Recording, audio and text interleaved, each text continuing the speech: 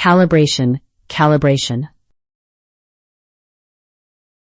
Calibration is the process of making a model's confidence scores match how often its predictions are actually correct in the real world.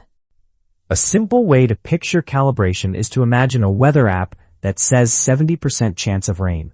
If the app is perfectly calibrated, then on all the days it says 70%, it really rains about 7 out of 10 times. The numbers are not just guesses.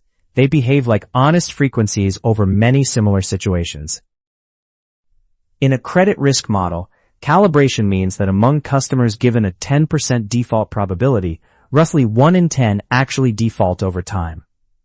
If that same model is miscalibrated, it might still rank risky customers correctly, but its 10% score could really behave like 2% or 25%, which makes downstream business rules and thresholds unreliable.